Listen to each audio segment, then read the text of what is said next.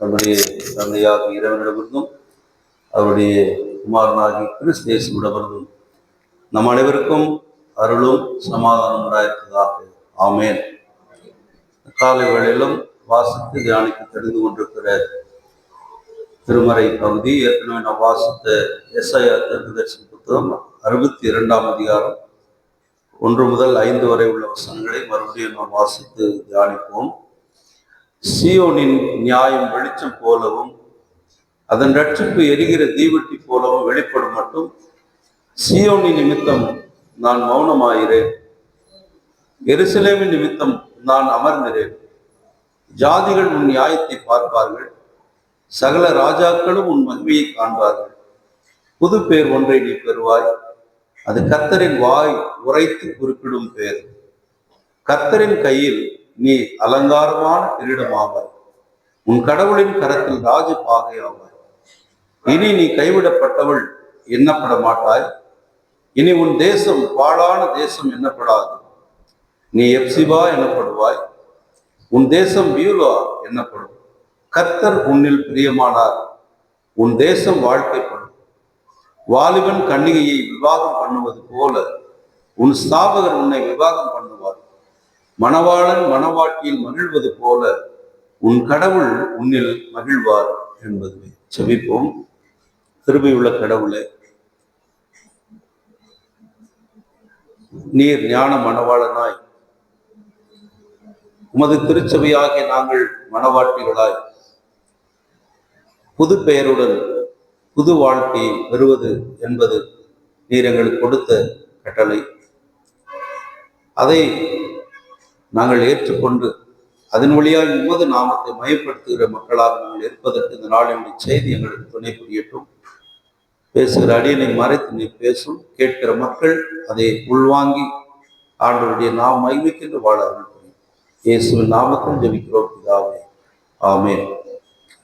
கிறிஸ்துவுக்குள் அன்பான உடன் விசுவாசங்களே, இந்த காலை நேரத்தில் எதிர்பாராத ஒரு மழை நம்மை சந்தித்திருக்கிறது, பூமியை குளிர பண்ணியிருக்கிறது.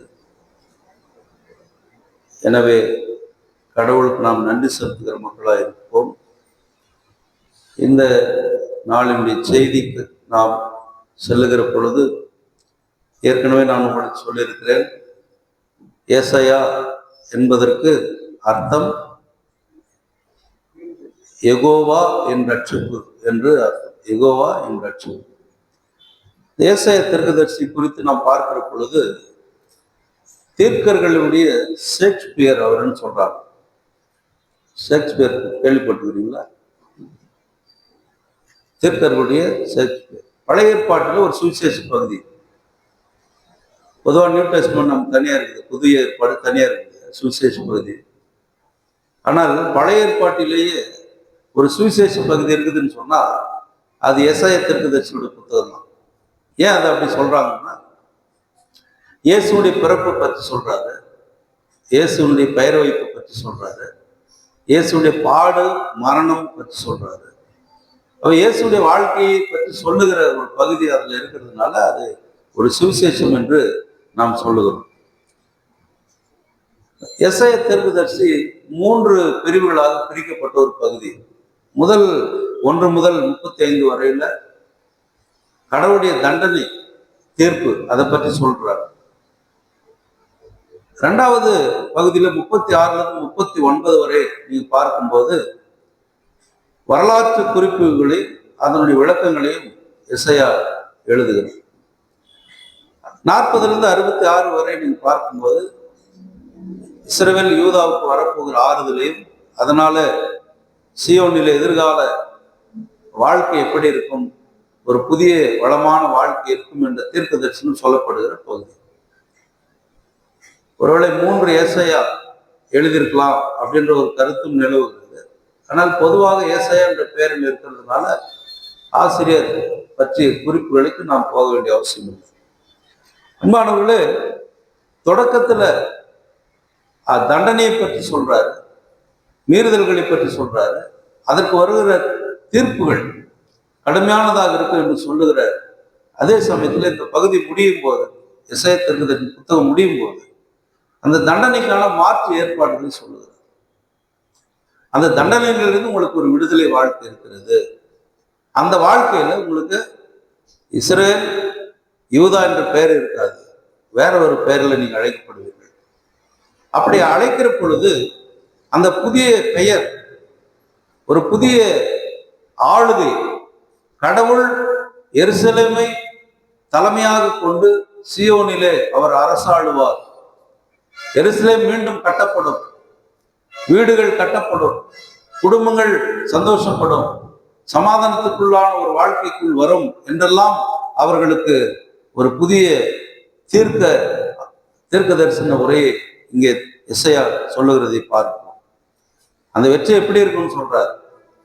அந்த வெற்றி வைகறை ஒளியை போல இருக்கும் அப்படின்றார். அப்போ அதனுடைய மீட்பு எப்படி இருக்கும்? சுடர் விளக்கு போல இருக்கும். ஆரம்பத்தில் அதை சொல்றாரு. அதனுடைய ரட்சிப்பு எரிகிற தீவட்டி போல வெளிப்படும். அப்ப அந்த அந்த உதாரணத்தை சொல்லுவதற்கு காரணம் என்ன? நிச்சயமாய் நடக்கும். கடவுள் சொல்லுகிறார், கடவுள் செயலாற்றுவார், கடவுள் விடுவிக்கிறவர், கடவுள் அதை சொல்லுகிறார்னா அதை அந்த காரியத்தை நடத்துவார். அதை பார்த்துட்டு இஸ்ரவேல் யூதா மக்கள் மட்டும் இல்லை, புற இனத்து மக்கள் கூட எந்த கடவுள் இப்படிப்பட்ட கடவுளா என்று சொல்லி கடவுளை மகிமைப்படுத்துவார்கள். அப்போ நேற்று ஒருத்தர் இடத்துல பேசிட்டே இருக்கும்போது அவர் சொன்னாரு, உலகத்துல எத்தனையோ மதம் இருக்குது, கடவுளுக்கு பயப்படாத ஒரு மதம்னு சொன்னா அது கிறிஸ்துவ மதம் தான் அப்படின்னு. நான் சொன்ன கிறிஸ்துவ மதத்தை பத்தி சொல்லாதீங்க, கிறிஸ்தவர்கள் அப்படின்னு சொன்னா பரவாயில்ல, அந்த மதத்தில் இருக்கிறவர்கள் சரியில்லைன்னு சொல்லலாம், மதமே சரியில்லைன்னு சொல்ல முடியாதுல்ல. அது கிறிஸ்து என்பவர் உலகத்தில் பிறந்தார், வாழ்ந்தார், மரித்தார், உயிர்த்தார் என்பதற்கான ஆணித்தரமான சான்றுகள் இன்றைக்கு இருக்கிறது. அதற்கான அடையாளங்கள் இன்றைக்கும் வைத்திருக்கிறது. யோபுவினுடைய கல்லறை இன்றைக்கும் இருக்கிறது. அதெல்லாம் ஒரு சாட்சி தானே, அடையாளங்கள் தானே இதெல்லாம். அப்போ கடவுள் சொல்லுகிறவர் மட்டுமல்ல, செயலாற்றுகிறவராக இருக்கிறார் என்பதற்கு இங்கே ஒரு புதிய ஒரு பெயர், ஒரு புதிய உறவு, ஒரு புதிய ஒரு ஆளுகையை பற்றி கடவுள் அவர்களிடத்தில் பேசுகிறார். அன்பானவர்களே, பாவத்தினால் கைவிடப்பட்டு உறவு முறிந்த நிலையில மீட்புக்காக, புதிய உறவுக்காக இந்த மக்கள் ஏங்கி தவிக்கிறார். நம்ம சொல்லுவோம் இல்லையா, பட்டாதான் உங்களுக்கு தெரியும் அப்படின்னு சொல்லுவோம். இப்ப படுறாங்க பாட, சிறையிருப்புல துன்பம், மீட்புக்காக ஏங்குகிறார்கள். விடுதலை கிடைக்காதா, எங்களுக்கு ஒரு புது வாழ்க்கை கிடைக்காதா என்று ஏங்கி கொண்டிருக்கிற நேரத்துல அவர்களுக்கு ஒரு புது உறவுக்கான ஒரு அழைப்பை கடவுள் கொடுக்கிறார். 60ஆம் அதிகாரம் எஸ்ஐ 60, 61, 62 இது 3 நீங்க பார்த்தீங்கன்னு சொன்னா அங்க அவர்கள் ஏங்கி தவிக்கிற தவிப்பை பற்றி சொல்லுகிறார். எஸ்ஐ 60ஆம் அதிகாரத்துல அந்த பகுதிகளில் நீங்க பார்க்கும்போது அவர்களுக்கு கொடுக்கிற ஒரு அழைப்பு, எழும்பி பிரகாசம் ஒளி வந்தது என்றார். அப்போ அவர்கள் எதிர்பார்க்கிறார்கள், ஒளி வருமா, வாழ்க்கை வருமா என்று எதிர்பார்க்கின்ற அந்த நேரத்தில் இஸ்ரவேலிலும் யூதாவிலும் இருக்கிற ஜனங்களுடைய பாவங்களை கண்டித்து உணர்த்திய தீர்க்கன் விடுதலைக்காக ஏங்கிக் கொண்டிருக்கிற மக்களுக்கு இப்பொழுது ஒரு ஆறுதலான செய்தியை சொல்றாரு. அது ஒரு நற்செய்தி. எழும்பி பிரகாசி, உன் ஒளி வந்தது, கர்த்தருடைய மகிமையை உன்மேல் உதித்தது அப்படின்றார். கடவுளுடைய மகிமை உன்மேல் உதித்தது. அது எப்படி இருக்கிறது? அவருடைய மகிமை உன்மேல் காணப்படும்ன்றார். கடவுளுடைய மகிமை இஸ்ரவேல் மேல் காணப்படும். ஜாதிகள் எல்லாம் பார்ப்பாங்க, கடவுள் இவங்க கடவுள் உண்மையான கடவுள் தான், இவர்களை வழி நடத்துகிறார், காப்பாற்றுகிறார் என்று சொல்லி புறவினத்தார் இந்த ஆண்டவருடைய நாமத்தை மையப்படுத்துவார்கள்.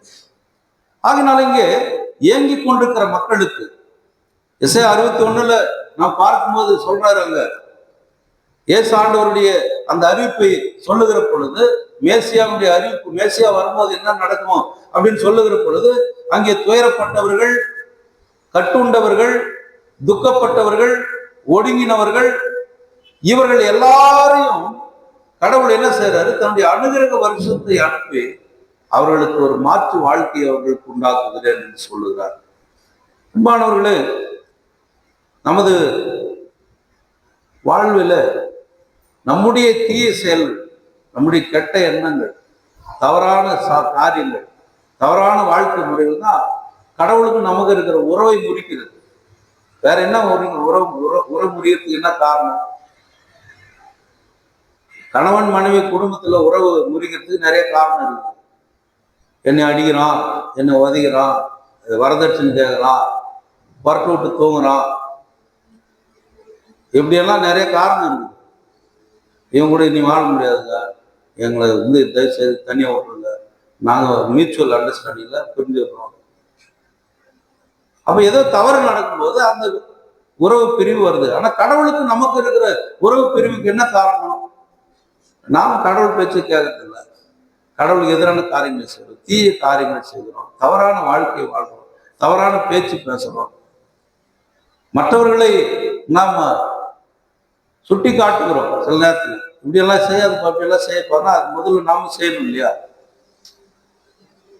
விவேகானந்தர் ஒருத்தர் இருந்தார், உங்களுக்கு தெரியும். அவரிடத்துல ஒரு தாய் தன் பிள்ளையை கொண்டு வந்து, ஐயா சாமியார், என் மகன் ரொம்ப ஸ்வீட் சாப்பிட்றான், அவனுக்கு ஸ்வீட் சாப்பிடாதுன்னு கொஞ்சம் புத்தி சொல்லி அனுப்பலாம். அவர் விவேகானந்தர் சொன்னாரு, நீ போயிட்டு ஒரு 3 நாள் பத்து வாமா. ஏயா, என் பையனுக்கு ஸ்வீட் சாப்பிடாதுன்னு சொல்லறதுக்கு எனக்கு 3 நாள் பத்து வர சொல்ற, நீ போயிட்டு வாமா, 3 நாள் பத்து வாமா. 3 நாள் பொறுத்து அந்த அம்மா போச்சு. இப்போ அந்த பையனை கூப்பிட்டு, தம்பி இதுக்கு மேல ஸ்வீட் சாப்பிடாத, போயிட்டு வாங்க. அந்த அம்மா கேட்டேன், இது அன்னைக்கே சொல்லிக்கலாங்க, 3 நாள் பொறுத்து நான் திருப்பி வரணுமா? அப்போ விவேகானந்தர் சொன்னாராம், அம்மா நீ வந்து என்கிட்ட கேட்கும்போது நானும் ஸ்வீட் சாப்பிட்டு தான் இருந்தேன், அது வரையிலும் நானும் ஸ்வீட் அதிகமாக சாப்பிட்டு தான் இருந்தேன். இப்போ நான் அவனுக்கு சொல்லும் போது நான் சாப்பிடாத இருக்கணும் இல்லையா? நான் சாப்பிடாத இருந்தால் தான் அவனுக்கு புத்தி சொல்ல முடியும். அதுதான் நம்முடைய வாழ்க்கையில், அதுதான் நம்முடைய வாழ்க்கையை நம்ம முதல்ல பார்க்கணும்.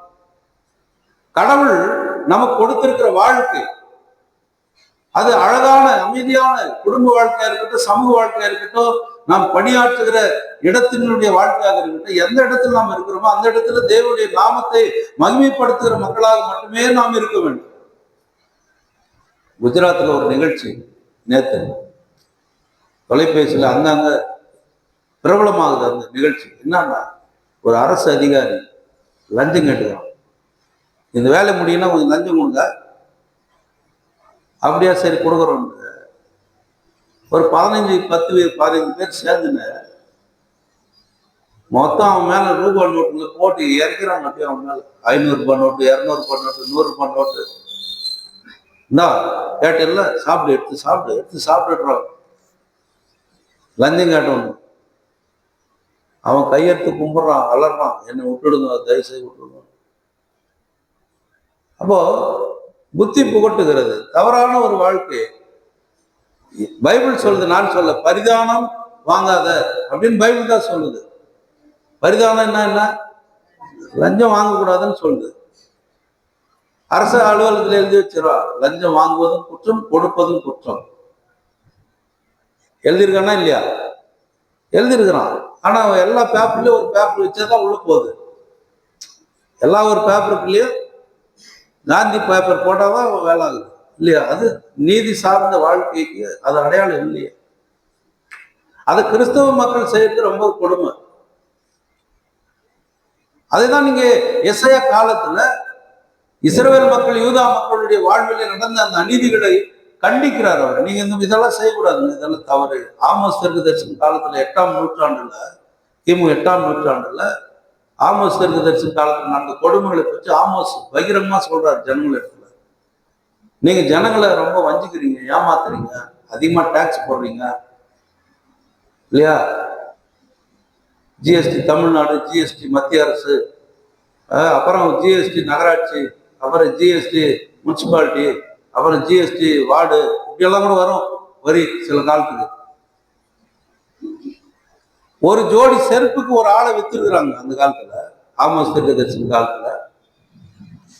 கள்ள தராசு அப்பவே இருந்துக்குது, கள்ள தராசு இதெல்லாம் எதிர்த்திருக்கிறாங்க தீர்க்கர்கள்.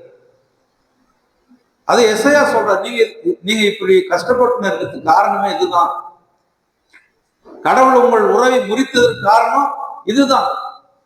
நீங்க நியாயமா நீதியாய் இந்த உலகத்துல வாழுங்கள், உங்க தீய செயல்களை விட்டு விடுங்கள், நீங்கள் உங்கள் பாவங்களை அறிக்கை செய்து ஆண்டவருக்கு முன்பாக நில்லுங்க.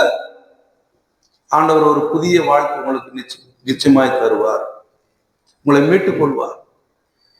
இந்த வார்த்தை அவர்களுக்கு ஒரு ஆறுதலாய், ஒரு நம்பிக்கையாய் அது இருக்கிறது. ஆனா அவங்க என்ன புலம்புறாங்க?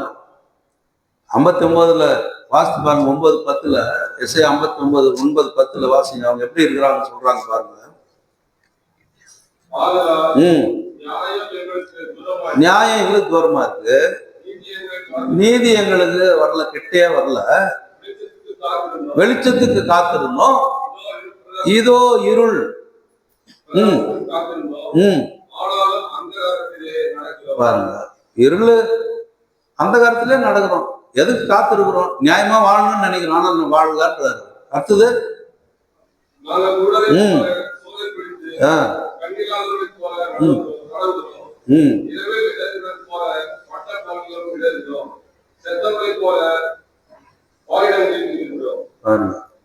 கோடனு மாதிரி வாழ்ந்துன்னு வரணும், பகல்லே தேடினுக்கிறோம் இல்லையா? பகல்ல தேடினுக்கிறோம். அந்த காலத்துல ஒரு மேதை விளக்கு எடுத்துன்னு பகல்ல போயின்னு இருந்தாராம். எங்கப்பா பகல்ல லைட் எடுத்துன்னு போறாங்க? நான் மனிதர்களை தேடுகிறேன் இல்லையா? நான் யாரை தேடுறேன்? மனிதர்களை தேடு. அப்போ நல்ல மனிதர்கள் இந்த உலகத்துல இல்லாத போயிட்டாங்க. அந்த சூழ்நிலையில கடவுள் அவர்களுக்கு ஒரு வெளிப்படுத்தலை தருகிறார். நீங்கள் இருளின் மக்களாய் இல்ல, நீங்க வெளிச்சத்தின் மக்களாய் நீங்க வாழப் போகிறீர்கள், நீங்கள் நம்பிக்கையோடு என்னிடத்தில் திரும்புங்கள் என்று சொல்லுகிறார். உங்கள் தீய வழிகளை விட்டு திரும்புங்கள், உங்களுடைய வெற்றி நிச்சயம். அந்த வெற்றி எப்படி இருக்கிறது? ஒளியை போல, பிரகாசிக்கிற ஒளியை போல இருக்கிறது. உங்களுடைய மீட்பு எரிகிற தீவெட்டியை போல இருக்கிறது. உங்களுடைய வாழ்க்கை புதுசா மாறப்போகிறது. ஆலயத்தில் வெளிப்பட்ட அந்த கடவுளுடைய மகிமையின் பிரசன்னம் மீட்கப்பட்ட ஜனங்களிலிருந்து பிரகாசிக்கின்றார்.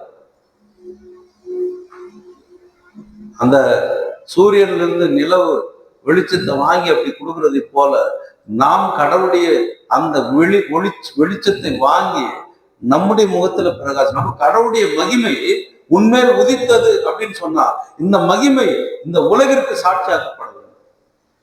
கடவுளுடைய மகிமை என்னில் பிரசன்னமாகும். கடவுளுடைய மகிமை என்னில், என் குடும்பத்தில், என்னுடைய வாழ்க்கையில், என்னுடைய செயலில், என்னுடைய நடக்கையில், என்னுடைய பேச்சில் எல்லாவற்றிலும் வெளிப்பட வேண்டும். எந்த இடத்துல கடவுளுடைய நாமம் மகிமைப்படும்.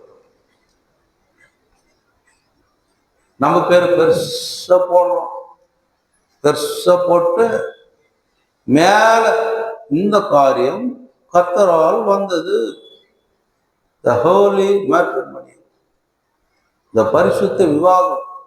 மாப்பிள்ளை பேரு இவ்வளவு பெருசு, பொண்ணு பேரு இவ்வளவு பெருசு, அப்பா அம்மா பேரு குட்டியோண்டு போடுவான், சுத்தமும் நட்பும் கீழே போடுவாங்க, ஒருத்தர் பேரும் இருக்காது. ஆனா சில இடத்துல போடுறாங்க, ஊர்ல திருவிழாவில் போற மாதிரி எல்லாரும் பேரும் போடுறாங்க, மாமா மச்சா சித்தப்பா சித்தி.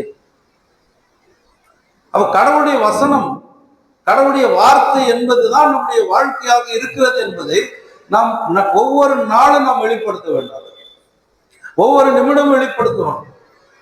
அது மட்டுமல்ல, கடவுளுடைய அந்த பிரசன்னம், கடவுளுடைய மகிமை அது வல்லமையுடையது இல்லையா? போன வாரம் நம்ம பார்த்தோம், கர்த்தருடைய அந்த வார்த்தை வல்லமையுடையது, கர்த்தருடைய சத்தம். அது நம்முடைய வாழ்க்கையில பிரகாசிக்கிற பொழுது மற்றவர்கள் கூட வந்து என்ன செய்வாங்க? 60வது அதிகாரத்தில் 3வது வசனம் சொல்ல, உன் ஒளியிடத்திற்கு ஜாதிகள் வருவார்கள், உன் மீது உதிக்கும் பிரகாசத்தினிடத்திற்கு ராஜாக்கள் வருவார்கள். அப்ப என்ன சொல்றாரு? நீ கடவுளுடைய மகிமைக்கென்று நீ வாழ்ந்தன்னு சொன்னா எல்லா மக்களும் உன்னிடத்துல வருவாங்க. எல்லா மக்களும் உன்னிடத்துல வருவாங்க. அவர் பால் காய்ச்சிட்டு ஒரு வீட்டுக்கு போனார். ஒரு பந்தோபஸ்து பாஸ்டர் வந்தார். அவரை பிரசங்கம் பண்ணுங்க ஐயா நீங்க சொன்னார். இல்லை நீங்க தான் பண்ணுங்க. நீ பண்ணுங்க. அவர் ஒரே வார்த்தை சொன்னார், நீங்க இப்படி இருங்க அப்படி இருங்க அப்படி இருங்க நான் உங்களுக்கு சொல்ல போறது இல்லை. நீங்க இந்த வீட்டுல இப்படி இருங்க அப்படி இருங்க நான் சொல்ல போறது இல்லை. உங்க பக்க வீட்டுக்காரங்க வந்து டெய்லி வந்து ஐயா வணக்கம் ஐயா நல்லா இருக்கிறீங்களா, எதிர் வீட்டுக்காரர் வந்து ஐயா வணக்கம் ஐயா நல்லா இருக்கிறீங்களா, இந்த பக்கத்து வீட்டுக்காரர் வந்து ஐயா எப்படி இருக்கிறீங்க நல்லா இருக்கிறீங்களாம்மா, அப்படி 3 பேர் விசாரிக்கிறாங்கல்ல. எப்போ விசாரிக்குவாங்க அவங்க? எப்போ விசாரிக்குவாங்க? எதிர் வீட்டுக்காரர் கதவு திறக்கிறாரு, நம்மளோட தம்முன்னு சாத்திடுறது. எதிர் வீட்டுக்காரர் வராங்க உள்ள போயிடுறது. அப்படி இருந்தா என்ன ஆகும்? நீ வெளியே வந்து அவங்ககிட்ட பேசு. ரெண்டாவது உங்க வீட்டுல ஒரு பாட்டு சத்தம் வரணும், உங்க வீட்டுல ஒரு ஜப சத்தம் வரணும். அப்போ அவங்க என்ன பரவாயில்லப்பா, அவங்க கிறிஸ்தவர்கள் ரொம்ப பக்தியா இருக்கிறாங்க, அன்பா இருக்கிறாங்க. அப்போ அவங்களுக்கு என்ன செய்வோம்? நாம் ஒரு மரியாதை செலுத்துவோம். எங்க வீட்டில் ஒரு ஜபம் பண்ணுவோம், எங்க பிள்ளைங்களுக்கு உடம்பு சரியில்லை வந்து ஒரு ஜபம் பண்ணுங்க அப்படின்னு கூப்பிடுற வாழ்க்கையை நீங்க வாழ்ந்தீங்கன்னா நீ வாழ்ற வாழ்க்கை நல்லா இருக்கும். இவ்வளவுதாங்க முடிஞ்சு போச்சு. அப்ப கடவுள் இந்த உலகத்துல அவர் பிரசன்னத்தை கொடுக்கிற பொழுது அந்த இடத்துல அவருடைய மகிமை நிச்சயம் இருக்கிறது. இங்க இஸ்ரவேல் யூதாவுக்கு தன்னுடைய பிரசன்னத்தை கொடுக்கிறார். அவர்கள் புது வாழ்வு பெறுகிறார்கள். அந்த வாழ்க்கையில அவர்கள் மகிழ்ந்திருப்பார்கள். அவங்க மட்டும் இல்ல, கடவுள் உன்னில் மகிழ்வார்ன்றார். அப்ப திருமணத்துல எல்லா திருமணத்திலும் அந்த 2 சங்கீதம் 128 யோவான் 2ஆம் அதிகாரத்தை வாசிக்கிறாங்க. என்னத்துக்கு அதை வாசிக்கிறாங்க? குடும்ப வாழ்க்கையில நீ கடவுளுக்கு பயந்து வாழ்ந்தேன்னா கடவுள் இன்னொன்னு ஆசீர்வாதத்தை உனக்கு தராரு, உன் மனைவி உனக்கு தராரு, பிள்ளைகளை தராரு. அவங்க எப்படி இருப்பாங்க, மனைவி எப்படி இருப்பாங்க, அவங்க கனித்தரு திராட்சை செடி போல இருப்பாங்க, பிள்ளைகள் எப்படி இருப்பாங்க, ஒளிவ மர கண்டுகளை போல இருப்பாங்க. பந்திய சுற்றுலா கர்த்தருக்கு பயப்படுகிற புருஷன் விதமாக ஆசீர்வதிக்கலாம். அப்ப உன்னுடைய குடும்ப வாழ்க்கை கடவுளுடைய நாம மகிமைக்கென்று கட்டப்படுகிறது. உன் குடும்ப வாழ்க்கை கடவுளுடைய மகிமைக்கென்று அமைக்கப்பட்டிருக்கிறது. அந்த குடும்ப வாழ்க்கையில கடவுள் வந்து அற்புதத்தையும் அதிசயங்களையும் செய்கிற பொழுது கடவுளுடைய நாமம் மகிமைப்படுகிறது. அங்க கானாவூர்ல போய் இயேசு போனதுனால, அவர் அழைப்பின் பேர்ல போனதுனால அந்த இடத்துல ஒரு அற்புதம் நடக்கிறது. அந்த அற்புதத்தை இயேசு அந்த உலகத்தின் நான் தான் ரட்சகர்னு சொல்ல, நான் தான் உனக்காக சாக போறேன்னு சொல்ல, இந்த தண்ணீர் திராட்சை ரசமா மாத்தினார். அங்க என்ன நடந்துச்சு? அவருடைய நாமம் அங்கே மகிமைப்படுது. சீஷர்கள் அவரிடத்தில் விசுவாசம் வைத்தார். அப்ப நம்முடைய வாழ்க்கையில ஆண்டவருடைய நாமம் மகிமைப்படுகிற பொழுது நாம் சில நேரத்துல என்ன செய்வோம்? இப்ப நீங்க யாருன்னா ஒருத்தர் கோயிலுக்கு வரலன்னு வச்சுக்கோங்க, நாளைக்கு பார்த்துட்டு ஏங்க கோயிலுக்கு வரலன்னா, மழை என்ன பண்றதுங்க, மழை வந்துச்சுங்க, என்னால் அப்படியே வரவே முடியலங்க என்ன சொல்லுவாங்களா இல்லையா? அப்ப நாம என்ன சொல்றோம்? நீ விசுவாசத்தோட இருந்தேன்னா மழை கொடை பிடிச்சுன்னு கோயிலுக்கு வந்துருக்கலாம், ஆட்டோ பிடிச்சுன்னு கோயிலுக்கு வந்துருக்கலாம், நடந்து கோயிலுக்கு வந்துடலாம், எப்படியாவது ஒரு நாள் கோயிலுக்கு வந்துடலாம். எது இப்ப சாக்காய் போச்சு? மழை சாக்காய் போச்சு. 1/2 மணி நேரத்தில் நின்றுச்சு மழை, தெரிஞ்சுதான் நான் வந்திருக்கேன் கோயிலுக்கு இல்லையா? சொல்லுவாங்க இல்லையா? அப்ப கடவுளுடைய பிரசன்னத்தை கடவுளுடைய மகிமையையும் நாம் பெறுவதற்கு பிசாசின் உலகத்துல பல தடைகளை ஏற்படுத்தி கொண்டுதான் இருப்பான். நம்ம சர்ச்சிலே இருக்குங்களா, ஆரம்பம் நமது ஆரம்பன்ற வரைக்கும் பிரசங்கம் கொடுப்போம், நல்லா போயிட்டு மைக் செட்டு. பிரசங்கத்தில் வரும்போது தான் அங்க என்ன ஆகுது? பிறகாந்து நான் நோக் வந்து ஏன் இந்த வார்த்தை போய் சேரக்கூடாது, ஜனங்கள் கடவுளுடைய வார்த்தை போய் சொல்லிடக்கூடாது. பிசாசு பல வகைகளை என்ன செய்யறாங்க, தடுக்கிற. என் வாழ்க்கையும் அப்படிதான் நடக்கும். என் வாழ்க்கையை நல்ல முறையில் நான் வாழாதபடி பிசாசானவன் என்னுடைய வாழ்க்கையில பல தடைகளை ஏற்படுத்தி கொண்டே இருக்கிறார். ஆனால் அவருடைய பிரசன்னம், கடவுளுடைய மகிமையின் பிரசன்னம் நம்முடைய வாழ்க்கைக்கு நம்மோடு வருகிறது. கானாவூர்ல ஆண்டவர் போனார், அந்த திருமணத்தை போய் ஆசீர்வதித்தார். நீங்க நல்லா யோசித்து பாருங்கன்னா, அந்த கல்யாணம் அந்த பகுதியில 11 வசனங்கள் இருந்த அந்த பகுதியில அந்த கல்யாணம் ஊர்ல ஏதோ ஒரு ஊருக்கு நடக்குது. கானாவூர்ன்ற ஒரு ஊர்ல நடக்குது. மரியாள் அங்க போய்கிறாங்க, இயேசு அங்க போய்கிறாங்க, சீடர்கள் போய்கிறாங்க. இந்த மரியாள் பேரு இயேசு பேர், ரெண்டே பேர் தான். மாப்பிள்ளை பேர் இல்லை, பொண்ணு பேர் இல்லை, அப்பா அம்மா பேர் இல்லை, எதனா இருக்குதாங்க, சாப்பாடு செஞ்ச பேர் கூட இல்லை. நம்ம கல்யாணத்துக்கு போன உடனே கேட்குற முதல் கேள்வின்னா, யார் பாய் கேட்குறமா இல்லையா? முடிஞ்ச பிறகு கூட கேட்போம், யார்ப்பா பாய்? அருமையா செஞ்சுக்கிறோம்ப்பா. யார்ப்பா பாய்? என்னப்பா பாய் வச்சு நீ சரியில்லைப்பா. கமாண்ட்ஸுக்காக நம்ம கேட்குறோம், யார் அது? அப்போ அங்க அந்த வந்து விசாரிப்புக்காரன் மாப்பிள்ளை கிட்ட கேட்டுக்கிறான், என்னையா நீ இந்த மாதிரி பண்ணிட்டு? முதல்ல நல்ல ரசத்தை கொடுத்துட்டு கொஞ்சமா தண்ணி ஊற்றிடுவாங்க, ஆனா நீ எல்லாத்தையும் காலி போட்டு இப்போ நல்ல ரசத்தை கொடுக்குறிய, இவ்வளவு நாள் இது எங்க வச்சிருந்தாங்க? அது தெரியாத அவனுக்கு இயேசுனுடைய கரம்பட்டு இயேசுடைய வார்த்தையினால் அது மகிமை அடைந்திருக்கிறது. இன்னைக்கு நம்முடைய வாழ்க்கையை ஆண்டவர் மாற்றுவார். தண்ணீரை ரசமாய் மாற்றின கடவுள் நம்முடைய வாழ்க்கையும் ரசமாய் மாற்றப் போகிறார். நம்முடைய இல்லற வாழ்க்கை, நம்முடைய குடும்ப வாழ்க்கையில பிள்ளைகள், கணவன், மனைவி, உறவுகள் எல்லாரையும் சேர்த்து நம்ம ஆண்டோடைய நாம மகிமைக்கு தான். பவுல் அதிகமா சொல்றாரு, ஒவ்வொருத்தரும் ஒவ்வொரு வரங்களை கொடுத்துருக்கிறதுனால கடவுள் தந்திருக்கிறார். எல்லாருக்கும் ஒவ்வொரு வரம் இருக்கு, யாருக்குமே வரம் இல்லைன்னு சொல்ல முடியாது. எல்லாருக்குள்ள ஒரு வரம் இருக்கிறது. அந்த வரங்களை நீங்கள் ஆண்டவருடைய நாம மகிமைக்கென்று பயன்படுத்த வேண்டும். நமக்குன்னு பொருள் சேகரத்துக்கு பயன்படுத்தக்கூடாது, நமக்குன்னு நாம வசதியாக வாழ்றதுக்கு அதை பயன்படுத்தக்கூடாது, இல்லையா?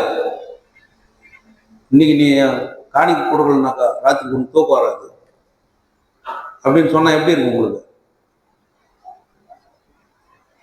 கொஞ்சம் யோசித்து பாருங்களா. நீ மாசம் காணிக்கை கொடுக்கலையா, அவள்தான் இன்னைக்கு உங்க வீட்டுக்கு பேய் வரப்போ அப்படின்னா என்ன சொல்லுவீங்க? கோயிலை மாத்தின்னு வேற கோயிலுக்கு போயிடலான்னு இல்லையா? அப்படித்தானே? கடவுள் பயமுறுத்துகிற கடவுள் இல்லை, அன்பு செலுத்துகிற கடவுள், நம்மை நேசிக்கிற கடவுள். அவர் நம்முடைய வாழ்க்கையில உடனிருந்து நம்முடைய வாழ்க்கையை மாற்றுகிற கடவுள். நம்ம பேரை எடுத்து தூரம் போட்டாருங்க, அவர் தான் பேர் வச்சாரு. யாக்கோபுன்ற ஒரு மனுஷனை இஸ்ரவேல்னு பேர் வச்சாரு, புது பேரு. கடவுள் வாழ்கிற மனிதன் இஸ்ராயேல், ஏல்னா கடவுள் அர்த்தம். கடவுள் வாழ்கிற மனுஷன். இப்போ அவங்க பேரை மாத்துறாரு பாருங்க, இஸ்ரேல் என்ற பேரை மாத்திட்டு ஒரு புது பேர் கொடுக்குறாரு. என்ன பேரு? எப்சிபா பியூலா. என்னது அது எப்சிபா பியூலானா? எப்சிபான்னு சொன்னா என்ன அர்த்தம்? அது சொல்றாரு இங்க இந்த பைபிள்லயே நீங்க பாத்தீங்கன்னா போட்டுருவாங்க, மோனன் பைபிள்ல பாத்தீங்கன்னா எப்சிபான்னா எனக்கு பிரியமானவன், எனக்கு பிரியமானவன். பியூலான்னு சொன்னா கட்டு, எனக்கு வாழ்க்கைப்பட்டவள். ஆண்டவர் சொல்றாரு, நீ எனக்கு வாழ்க்கைப்பட்டவள், நீ வந்து வாழ்ந்துதான் ஆகணும். அவர் மணவாளன், நீ மணவாட்டி, உனக்கு புது பேர் என்ன? நீ வாழ்க்கைப்பட்டவள், எனக்கு பிரியமானவள். அப்படி நீ பிரியமாய் ஆண்டவருக்கு வரும்போது அவர் என்ன செய்யறாருன்னா, உன்னை ராஜ பாகையா ராணி மாதிரி வைக்கிறேன்றாங்க இல்லையா? சில நேரத்துல என் பொண்ணை குத்துருமா என் பையனுக்கு, அவளை நான் ராணி மாதிரி பார்த்துக்கிறேன். நான் எந்த அரண்மனை கட்டி வச்சுக்கிறது? நீ ராணி மாதிரி நான் பார்த்துக்கிறேன் சொல்றாங்களே இல்லையா? சில ஊர்ல சொல்றாங்க இல்லையா? ஆண்டவர் சொல்றாருங்க, நான் உன்னை ராணி மாதிரி பார்த்துக்கிறேன், ராஜா மாதிரி பார்த்துக்கிறேன். என் கையில் நீ அலங்கார பாகையாவாய். உன்னை அலங்கார கிரீடமாக்க, உன்னை அழகு பார்க்கிற ஆண்டவர், உன் வாழ்க்கையை அழகாய் மாற்றுகிற ஆண்டவர். அவர் என்ன செய்கிறார்? இனி நீ அப்படி இல்லை. எப்சிபா அப்படின்ற பேரு பழைய காலத்துல மனாஸ் என்ற ஒரு ராஜாவுக்கு அம்மா பேர், அது எப்சிபாமா அந்த அம்மா பேரு. அந்த பேர் இங்க கொண்டாடுறாரு திருப்பி ஆண்டவர் இசையா வழியா. நீ வாழ்க்கைப்பட்டவள், நீ கைவிடப்பட்டவள் அல்ல. நீ நினைக்கிற நீ கைவிடப்பட்டவள், எனக்கு வாழ்க்கை இல்லை நீ நினைக்கிற இல்ல, நீ கைவிடப்பட்டவள் அல்ல, நீ வாழ்க்கைப்பட்டவள். கடவுள் உன்னை தன் மனவாட்டியாய் சேர்த்துக் கொள்ளுகிற கடவுளாக இருக்கிறார். அப்போ மனவாட்டி மனவாளன் எப்படி இருக்கணும்? குடும்ப வாழ்க்கை பற்றி சொல்லணும். எபேசியர் 5ஆம் அதிகாரத்துல 21-33 வரை எல்லாம் திருமணத்துல வாசிக்கிற பகுதி தான். அதுல சொல்றாரு, நீங்க கரை திரை அற்றவர்களாய் இருக்குன்னு சொன்னா, அப்ப கடவுளுடைய நாமம் கரை திரையற்ற சூழ்நிலையில தான் ஆண்டவருக்கு மகிமையாகும். எவ்வளவு நம்ம உள்ளத்துல வச்சுக்கணும். அது ஒரு பாட்டு ஒண்ணு இருந்து, உள்ள கரைகளில் ஒன்றேனும் தானாய் ஒளிந்தால் வருவேன் என்று நில்லேன் தெள்ளும் புதிரும் கரையாலும் தீர்த்திடும் தேவ ஆட்டுக்குட்டி நான் வந்தேன். உள்ள கரைகளில ஒன்றேனும் தானா எதுவும் போகாது. ஆனால் ஆண்டவரே, நீர் உடைய ரத்தத்தினால என் உள்ள கரைகளை கழுவி என்னை சுத்தமாக்குன்றார். ஏன்னா நீ தேவ ஆட்டுக்குட்டி, நான் மட்டும் வரேன். அதுதான் நம்முடைய வாழ்க்கை. இஸ்ரவேல் மக்கள் யூதா மக்களுக்கு எப்படி ஒரு அழைப்பு கொடுக்கிறார், நீங்கள் மனம் திரும்புங்க, உங்களுக்கு புதிய வாழ்க்கை தர, நீங்க கைவிடப்பட்டவர்கள் இல்லை, நான் உங்களை கைவிடாமல் காப்பாற்றுகிற கடவுள். தாய் தகப்பனும் கைவிட்டாலும் நாமள கைவிட போறதில்லை. எனக்கு நீ அலங்கார பாதையா இருக்கிறாய், கிரீடமா இருக்கிறாய். அந்த அளவுக்கு கடவுள் நம்ம சிங்காசனத்துல உட்கார வைக்கிற கடவுளா இருக்கிறார். அவர் நம்மோடு பிரசன்னமாக கடவுள், வெளிச்சத்துல ஒளியில நம்மை வழியெடுத்துகிற கடவுள். இருளின் பிள்ளைகளாய் நாம் அல்ல. இதுக்கெல்லாம் ஒரே காரணம் என்ன? கடவுள் தமது ஜனத்தை அன்பு செய்கிறார். அதுல உன் ஸ்தாபகர் உன்னை விவாகம் உன்னை உருவாக்கணும், உன்னை கல்யாணம் பண்ணிக்கிறா, நீ என்ன எப்படி இருக்கணுமா? கடவுள் மகிழ்ச்சியா வச்சுக்குவார். உன்னில் கடவுள் மகிழ்வார். இப்ப என்னை பார்த்துட்டு கடவுள் மகிழ்ச்சியா வருவாரா? இப்படி ஒவ்வொருத்தரும் கண்ணாடி முன்னால் நின்று கேட்டுக்கணும், என்னை பார்த்துட்டு கடவுள் என்கிட்ட வருவாரா? நான் பேசுற பேச்சை பார்த்து கடவுள் என்கிட்ட வருவாரா? நான் நடக்கிற நடைய பார்த்து ஆண்டவர் என்கிட்ட வருவாரா? நான் வாழ்கிற வாழ்க்கையை பார்த்து ஆண்டவர் என்கிட்ட வருவாரா? அப்ப அவரு என்ன சொல்றாரு? முடியாது. ஆனா நீ என்ன செய்ய? உன் பாவங்களை அறிக்கை செய்து நீ என்னிடத்துல வா.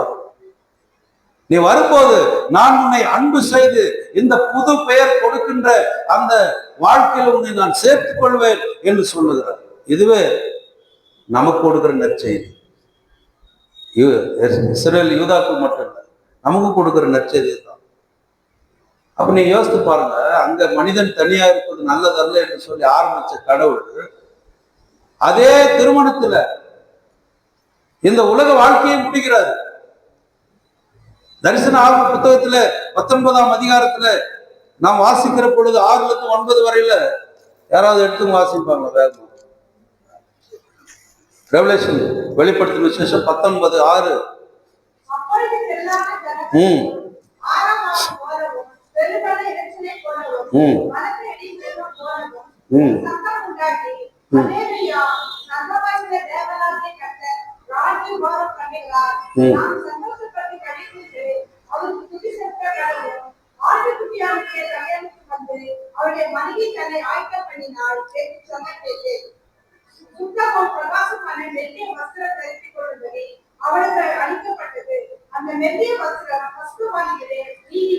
பாருங்க, அந்த திருமணம் ஒரு திருமணத்துல ஆரம்பிச்சு இந்த திருமணத்துல பைபிள்ல முடிக்கிறார் கடவுள். அந்த திருமணம் யாரோட இருக்கிறது? ஆண்டவரோட, ஆட்டுக்குட்டியானவரோட, மணவாளன் இயேசு கிறிஸ்துவோட. அந்த கல்யாணத்துல எப்படி இருக்கிறாங்க அவங்க எல்லாருமே? நீதியின் கிரிகளை செய்தவர்களாய், சிறந்த வஸ்திரம் தரித்து பிரகாசம் உள்ள மக்களாய். அப்ப பரலோகத்துல நமக்கு ஒரு பேர் இருக்கு. என்ன பேரு? என்ன பேர் அங்க? பரிசுத்தவான்கள், நீதிமான்கள், நற்கிரியைகள் பெற்றவர்கள், கரைத்திரையற்றவர்கள், மணவாட்டி, இப்படி எத்தனையோ பேரை கடவுள் சொல்லிட்டு வர்றாரு. அப்போ அதுல என்ன செய்கிறார் கடவுள்? அந்த விருந்துக்கு சில பேர் அழைக்கிறாராம். அந்த விருந்துக்கு சில பேர் அழைக்கிறார். இப்ப மணவாட்டி நாமும் சரி, விருந்துக்கு அழைக்கப்பட்டது யாரு? விருந்துக்கு யாரை அழைக்க போறாரு ஆண்டவர்? நீ யோசித்து பாருங்க, அதை பற்றி சிந்திங்க. கொஞ்சம் வேதத்தை கொஞ்சம் ஆராய்ச்சி பண்ணி பாருங்க. நாம மணவாட்டின்னு சொல்லிட்டாரு, விருந்துக்கு யாரை கூப்பிட்டுருப்பாரு? அப்போ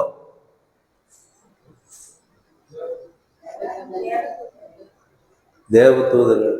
அப்போ பரலோகமே நம்ம சேர்த்து மகிழ்கிறது. அப்போ இது எப்போ நமக்கு கிடைக்குது?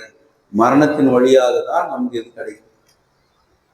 ஆண்டவருடைய மரணத்தில நாம் இணைக்கப்பட்டு மரணத்தின் சாயலை பெற்றுக் கொள்ளுகிற நாம் அவருடைய உயிர்த்தெழுதலின் சாயலை பெற்றுக் கொள்வோம். உயிர்த்தெழுதலுக்கு பிறகான ஒரு இரண்டாவது வாழ்க்கை நமக்கு கிடைக்கப்படுகிறது. அந்த வாழ்க்கை தான் இந்த திருமண வாழ்க்கை. முதல் திருமண வாழ்க்கையே ஆண்டவருக்கு மகிமையாய் இருக்க வேண்டும். இரண்டாவது, ஆண்டவரிடத்துல நாம் மனவாட்டியை போகிற பொழுது நம்முடைய உள்ளம் கரைத்திரையற்றதாய் அன்பு நிறைந்ததாய் கடவுள் எண்ணில் மகிழ வேண்டும், கடவுள் எண்ணில் மகிமை அடைய வேண்டும், என் குடும்பத்தில் மகிமை அடைய வேண்டும். குடும்ப வாழ்க்கை பற்றி தான் 128 நீங்க வாசித்துருக்கிறீங்க. எப்படி இருக்கணும்? கடவுளுக்கு பயந்து ஒரு வழியில் நடக்கணும், அவ்வளவுதான். எல்லா பாக்கியமான வாழ்க்கை உனக்கு இருக்குன்னு சொல்றாரு இல்லையா? அப்ப இந்த தேவ நாம மகிமைக்கென்று இந்த பூமியில நாம் படைக்கப்பட்டவர், ஸ்தாபகர் அப்படின்றார். உன்னை உருவாக்கினவர், போன வாரம் சொன்னார் இல்லையா? உன்னை உருவாக்கினவர், உன்னை படைத்தவர், உன்னை காப்பாற்றுகிறவர், உன்னை வழி நடத்துகிறவர், இப்போ உன்னை வாழ வைக்க அழைக்கிறார். எப்சிபா வியோலா. கர்த்தர் உங்களை ஆசீர்வதிப்பாராக. ஆமென். எல்லா புத்திக்கும் மேலான தேவ சமாதானம் நம் இருதயங்களிலும் சிந்தனைகளிலும் கிறிஸ்து இயேசுக்குள் காத்துக்கொள்வதாக. ஆமென். ஸ்தோத்திர பலியை நாம் பாடுவோம்.